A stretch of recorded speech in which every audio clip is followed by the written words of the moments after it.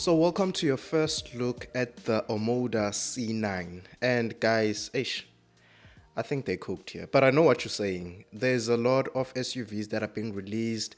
What's happening in the market? Well, apparently people like SUVs, and I had a chance to review the C9, so I have a lot of thoughts on it. I actually asked the salesman, I was like, what corners? Tell me, what corners did you guys cut when you were making this car? And honestly, he said this car, no corners were cut. So we're gonna find out if that is true on this video. So I'll take you around the exterior, the interior, the price, and we'll talk about one question that surrounds the car. But welcome to another video though.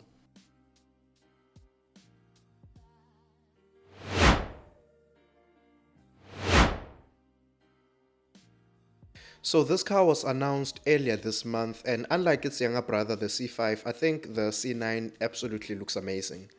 But you can be the judge in the comments if you disagree.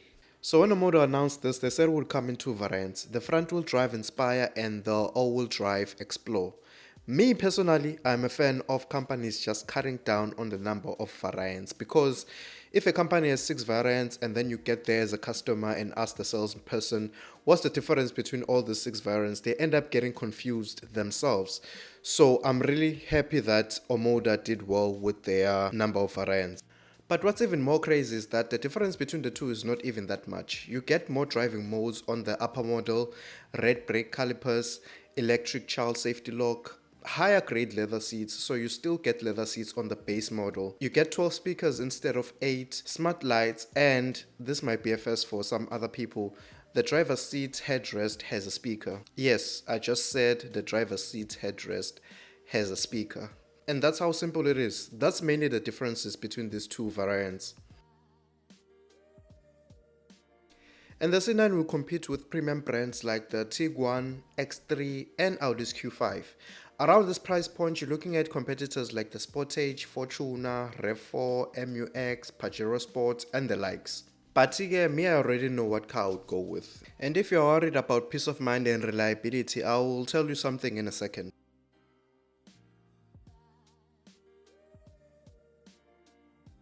But first, this car comes with a 4-cylinder 2-liter turbocharged petrol engine that produces 192 kilowatts and 400 newton meters of torque via a 8-speed automatic gearbox. So technically, we can say on the high end this car is faster than the Golf GTI. But let's leave that because those ones are sensitive. So Omoda is claiming 8.2 liters to 100 kilometers for fuel consumption. But that's something that will have to be tested. Let's talk about the exterior though. This car sits on 20-inch alloys, which are standard on both the variants. But I feel like on the outside, there are 2 stars of the show. 1, the lights, and 2, the design. But let's first marvel at how cool these lights are. I swear walking from or to this car will always feel amazing.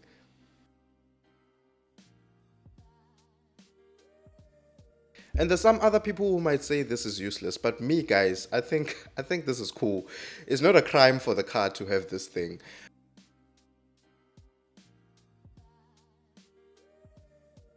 But moving on from that, other things I liked on the outside are the grille, the door handles, and these mirrors have like cameras on them, so you should know that 360-degree view is present on this car. Also, most of these features that people like to include when they're buying a new car, they are standard on this car. That includes automatic braking, blind spot monitoring, lane keep, all of that jazz. It is present on this car and it is standard. The only differences between the two variants are what I mentioned earlier. Me, I'm a fan of this car, guys, I'm not gonna lie. It just ticks all of the boxes. And I'll say this again. The Chinese brands disrupted what was a perfect car market for some other manufacturers. Actually, today I was reading an article and apparently Mercedes profits fell over 50% from what they were last year. So which means people are actually buying the Chinese brands and leaving the high-end premium brands like the Mercedes, BM, Audi, because they cost a lot and they offer the same stuff that the Chinese brands are offering just at a lower price. So basically you can keep playing in the face of consumers and expecting the same result over and over again. But then only one question always comes up. Is it reliable though? But before we get into that, guys, let me tell you about the inside. These seats are heated both in the front and the back. The front ones are also ventilated. They all recline and are controlled automatically. So generally the inside just feels amazing. From the dials that you use to control your temperature, you have your wireless charging, cup holders, the storage, and this huge piece of glass that is in front of the driver, which accompanies the 12.3-inch driver display and the 12.3-inch infotainment system. And obviously this will support Android Auto and Apple CarPlay, and to play music you have these Sony speakers that are present in both the variants as standard. Overall, I do think the inside feels nice and comfortable. The door handles are a bit different, might take a bit of time to get used to, but both front and back passengers can sit comfortably.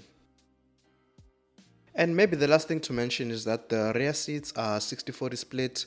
With them up you get about 660 liters, and with them down you get 1783 liters.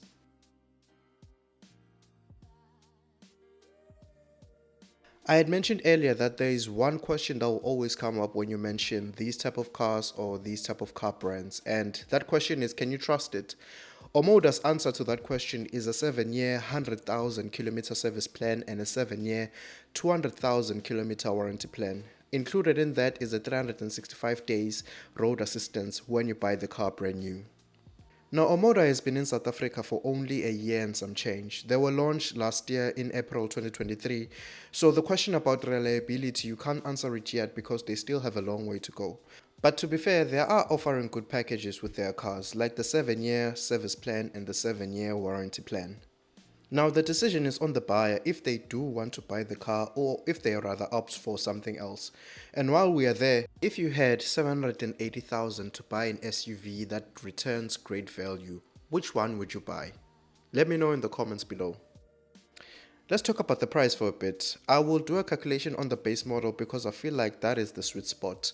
So the base model costs about 785,900. That will mean you'll be paying around 15,400 per month towards your car. That means you don't have any deposit, you don't have any balloon, and you're paying it over 72 months with Prime. I don't like doing calculations of insurances because that differs from person to person, but let's say you pay 2,000 for insurance, and in a month, let's say you fill up one time for a fuel tank of 1,300. The total cost of ownership will end up being around 18,700. But this is an estimate. It's not actually the figure that you will get at the dealership. And that's mostly it about the Omoda C9. The shame is this car brand will still have to prove itself before people start gravitating towards it and buying it in bulk. But me, I think the car is cool. Let me know what you think about this car in the comments though. Kodwa mina iyangifanela guys, I'm not gonna lie. Until the next one, love and peace.